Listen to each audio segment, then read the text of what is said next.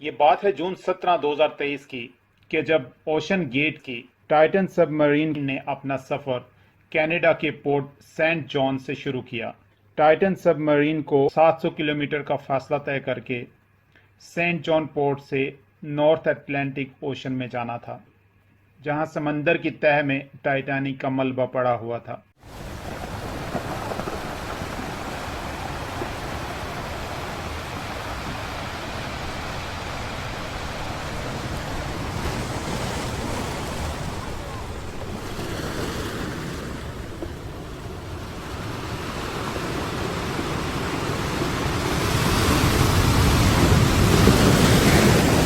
سفر شروع کرنے سے ایک ہی دن بعد یعنی سنڈے جون 18 2023 کو ٹائٹن سب مرین کو صبح 8 بجے اس سفر کے لیے نکلنا تھا۔ یہاں پہ یہ جاننا ضروری ہے کہ اس سفر سے پہلے ٹائٹن سب مرین میں ایک ٹیکنیکل فالٹ نوٹس کیا گیا تھا۔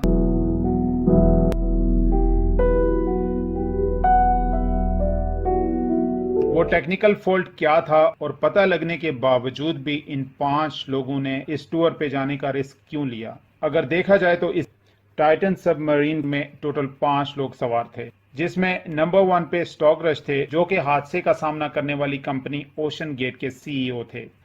یہ کمپنی ٹورزم کے لیے سب مرسیبل فراہمی کا کام کرتی ہے۔ دوسرے نمبر پہ ہارمش ہارڈنگ تھے، جو کہ ایکشن ایوییشن کے فاؤنڈر بھی ہیں، جو جیف بیزوس کے ساتھ اسپیس ٹریول کر چکے ہیں۔ ہارمش ہارڈنگ نے 17 جون 2023 کو ڈائیو کرنے سے پہلے سوشل میڈیا پہ اپنا آخری پیغام بھی چھوڑا تھا، جس میں ان کا کہنا تھا کہ موسم کی خرابی کی وجہ سے ان کی ڈائیو ڈیلے ہو گئی ہے۔ موسم بہتر ہونے کی صورت میں کل صبح ہم اپنے سفر پہ نکل جائیں گے۔ تیسرے نمبر پہ پاول ہینری تھے، جو کہ پہلے بھی ٹائٹینک کا سفر کر چکے تھے۔ یہ شپ ریکیج کے ایکسپرٹ تھے اور ٹائٹینک کے ملبہ کو لے کر ان کی معلومات وسیع تھیں۔ اور اس کے بعد نمبر 4 اور 5 پہ تھے پاکستانی بزنس ٹائکون شہزادہ داؤد اور ان کے 19 سالہ بیٹے سلمان داؤد۔ آخرکار یہ 5 لوگ اگلے ہی دن ایکسائٹمنٹ میں سمندر کی تہہ میں موجود ٹائٹینک کا ملبہ دیکھنے سفر پہ چل نکلے۔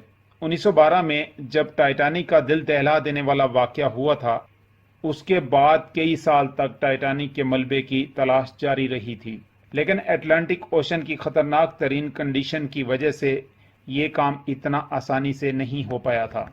پھر آخرکار 1985 میں جا کر سمندر کی تہہ پہ RMS کو ٹائٹینک کا ملبہ مل گیا۔ ملبہ ملنے کے بعد اب یہ وقت آن پڑا تھا۔ ٹائٹینک کے اس دردناک حادثے کے بعد ملبہ مل جانے پہ ہزاروں لوگوں کے ذہنوں پہ سوال تھے ٹائٹینک کے حادثے کو لے کر۔ اس وقت مختلف ممالک کی ایکسپرٹ ٹیمز اور ریسرچرز کی مدد سے ٹائٹینک کے ملبہ کو لے کر کئی سوالوں کے جواب کی کھوج میں تحقیق شروع کر دی گئی تھی۔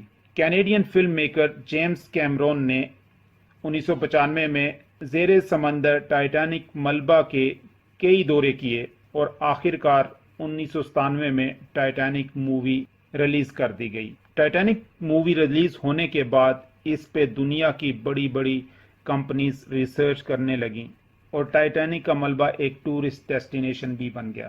ایکسپرٹس کا یہ ماننا ہے کہ سمندر کی گہرائی تک جانا اسپیس تک جانے سے کافی زیادہ مشکل ہے۔ ٹائٹینک شپ ریکیج سطح زمین سے تقریباً 4000 میٹر کی دوری پر ہے، اور اگر اس کو کلومیٹرز میں دیکھا جائے تو یہ تقریباً 4 کلومیٹر بنتا ہے، اور اس گہرائی میں پانی کا پریشر 5000 PSI تک ہوتا ہے۔ اب ہم واپس آتے ہیں ٹائٹینک سب مرسیبل کے حالیہ واقعے پہ۔ موسم کی خرابی کی وجہ سے سفر تھوڑا تاخیر سے سنڈے کی صبح 12 بجے شروع ہوتا ہے۔ نارملی ٹائٹینک تک پہنچنے میں 2 گھنٹے لگتے ہیں۔ سفر شروع ہونے کے بعد مدر شپ پولر پرنس سطح سمندر کے اوپر سے ٹائٹن سب مرین کو مانیٹر کر رہی تھی کہ تقریباً 1 گھنٹہ 45 منٹ کا ٹائم گزرتے ہی ان سے رابطہ ٹوٹ جاتا ہے۔ اگر اس آبدوز کو ٹائٹینک تک پہنچنے میں 2 گھنٹے لگنے تھے اور 1 گھنٹہ 45 منٹ میں رابطہ ٹوٹ جانے کا مطلب یہ ہوا کہ یہ آبدوز ٹائٹینک کے ملبہ کے بہت پاس پہنچ چکی تھی۔ سمندر کی اس گہرائی میں انتہائی اندھیرا ہوتا ہے کیونکہ وہاں تک سورج کی روشنی کا پہنچنا ممکن نہیں ہوتا۔ رابطہ ٹوٹ جانے پہ پہلے اس کو مدرشپ پولر پرنس کے عملہ کی جانب سے سیریس نہیں لیا گیا، کیونکہ اتنی گہرائی میں رابطہ ٹوٹنا ایک عام سی بات سمجھی جاتی ہے۔ تھوڑی دیر میں رابطہ پھر سے بحال ہو جاتا ہے۔ ٹائٹینک کے ملبہ کو دیکھنے کے بعد اس آبدوز نے رات کو 7 بجے واپس پہنچنا تھا، کیونکہ یہ سفر ٹوٹل 7 گھنٹوں پہ مشتمل تھا۔ مدرشپ پولر پرنس کا عملہ جو کہ اس کو مسلسل مانیٹر کر رہا تھا، اس وقت ٹینشن میں آیا جب رات 7 بجے تک بھی آبدوز سے ان کا رابطہ نہ ہو سکا اور آبدوز واپس بھی نہیں آئی۔ آخر رات کو تقریباً 9:30 کے بعد مدرشپ نے یو ایس کوسٹ گارڈ سے رابطہ کر کے مدد مانگی۔ اگلے دن منڈے کو U S and Canadian ships اور ہوائی جہاز میں ایکسپرٹس کی اسپیشل ٹیمز نے پورا ریسرچ آپریشن کنڈکٹ کیا۔ کچھ ٹیمز نے سمندر کی سطح پہ ہی نہیں بلکہ سونر سکیننگ کی مدد سے پانی کے اندر بھی آبدوز کا سراغ لگانا شروع کر دیا۔ اس ایریا میں موجود کمرشل ویزلز کو بھی بتا دیا گیا کہ آبدوز کا کوئی بھی سراغ لگنے پہ فوراً اطلاع کریں۔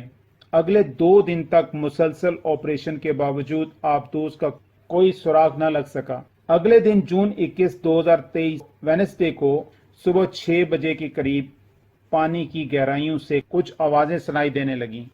یہ آوازیں انڈر واٹر ریڈارز کی مدد سے سنی گئی تھیں۔ ٹیمز کو آوازوں کی ڈائریکشن میں بھیجا گیا لیکن کوئی کامیابی نہ ملی۔ وقت گزرنے کے ساتھ ساتھ آبدوز کا نہ ملنا ٹیمز کے لیے پریشانی کا باعث بن رہا تھا، کیونکہ آبدوز میں آکسیجن صرف 4 دن کی ہوتی ہے، جس میں سے 3 دن گزر چکے تھے اور 1 دن باقی رہ گیا تھا۔ لیکن سرچ آپریشن ٹیمز ہمت ہارے بغیر آپریشن میں حصہ لے رہی تھیں۔ اچانک سے جب تھرسڈے جون 22، 2023 کی دوپہر 12 بجے آر او وی ایس کی ایک سرچ ٹیم جب ٹائٹینک کے ملبہ کی طرف بڑھتی ہے، ٹائٹینک کے ملبہ سے تقریباً 1600 میٹر دوری پہ ٹائٹن آبدوز کی بیک کا ایک حصہ علیحدہ سے پڑا ہوا نظر آتا ہے۔ جو آبدوز ٹائٹینک کا ملبہ دیکھنے گئی تھی، اب اس کا اپنا ملبہ ٹائٹینک سے چند 100 میٹرز کی دوری پہ پڑا ہوا تھا۔ بظاہر یہی لگ رہا تھا کہ آبدوز پانی کا پریشر برداشت نہ کر سکی اور آبدوز کریش ہو گئی۔ اس خبر نے اوشن گیٹ کے سیفٹی اور سٹینڈرڈز پہ بہت سارے سوال کھڑے کر دیے۔ جیسے کہ اوشن گیٹ کے سی ای او جو کہ اس سفر کا حصہ تھے نے 2021 میں کہا تھا کہ وہ جانتے ہیں کہ انہوں نے اس آبدوز کو بناتے ہوئے کچھ رولز توڑے ہیں۔ انہوں نے ٹائٹن کو سٹیل سے نہیں بلکہ ایویشن گریڈ کاربن فائبر کے میٹیریل سے بنایا ہے، کیونکہ وہ اس انڈسٹری میں نئی انوویشن لانا چاہتے تھے، اور یہ میٹیریل استعمال کرنے سے اس آبدوز کو پہلی بار جب 5000 سے 10,000 پی ایس آئی پہ ٹیسٹ کیا گیا تو وہ پاس ہو گئی۔ اب اگر ہم اس حادثے کی وجہ جاننے کی کوشش کرتے ہیں تو ایکسپرٹس کا کہنا ہے کہ زیر سمندر جب آبدوز جاتی ہے تو اندر کئی قسم کے چیلنجز ہوتے ہیں، جیسے کہ پانی کا پریشر، سمندری مخلوق کا خطرہ۔ اس لیے آبدوز بنانے کے لیے جو میٹیریل استعمال ہوتا ہے اس کی کوالٹی میں کوئی کسر نہیں رہنی چاہیے۔ اس لیے ایکسپرٹس سمجھتے ہیں کہ اس آبدوز میں سٹیل کی بجائے کاربن فائبر کا میٹیریل استعمال ہونے کی وجہ سے کوئی بھی چیز اگر اس سے ٹکرائی یا پانی کا پریشر اتنا تھا کہ آبدوز کا میٹیریل برداشت نہیں کر پایا اور آبدوز کریش ہو گئی۔ جیسے کہ 2019 میں اس آبدوز پہ ٹائٹینک کا وزٹ کرنے والے بزنس مین کا کہنا ہے کہ جب وہ اس ٹور پہ گئے تھے تو انہوں نے سفر کے دوران اس آبدوز کی باڈی سے کریکس کی آوازیں سنی تھیں، لیکن انہوں نے اس کو اگنور اس لیے کیا کہ وہ اوشن گیٹ کے سی ای او جو کہ اس وقت اس آبدوز کو آپریٹ کر رہے تھے اور انہوں نے ہی اس کو ڈیزائن بھی کیا تھا، وہ ان کی مہارت پہ بھروسہ کرتے تھے۔ بزنس مین نے سی این این کو بتاتے ہوئے کہا کہ دوران سفر آبدوز میں کریکس کی آوازیں آنا اس بات کی گواہی ہے کہ آبدوز پانی کا پریشر برداشت نہیں کر سک رہی تھی۔ اس سٹیٹمنٹ سے اندازہ لگایا جا سکتا ہے کہ آبدوز میں پہلے سے کریکس کی علامات موجود تھیں۔ 2018 میں اوشن گیٹ کے ایک امپلائی نے آبدوز کے کاربن فائبر کے میٹیریل استعمال ہونے پہ آواز اٹھائی تھی اور یہ کہا تھا کہ اس آبدوز کو ڈیزائن کرنے میں جس طرح کا میٹیریل استعمال کیا گیا ہے اس کی وجہ سے آبدوز کے ساتھ جب بھی حادثہ ہوگا اسے چند سیکنڈ پہلے ہی پتہ چل سکے گا، اور اگر دیکھا جائے تو اس حادثے میں اس آبدوز کے ساتھ ایسا ہی ہوا۔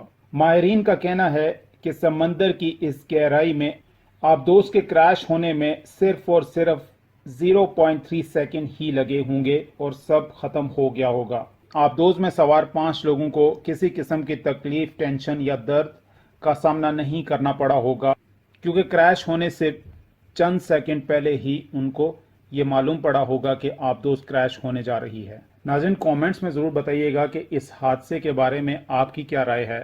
اسی طرح کی انفارمیٹیو اینڈ انٹرسٹنگ ویڈیوز کے لیے ہمارے چینل کو سبسکرائب کر لیجیے گا، بیل آئیکن پہ کلک کر لیجیے گا، اور اگر ویڈیو اچھی لگے تو اسے لائک اینڈ شیئر ضرور کیجیے گا۔ نیکسٹ ویڈیو تک اپنا بہت سارا خیال رکھیے گا۔ Thank you very much.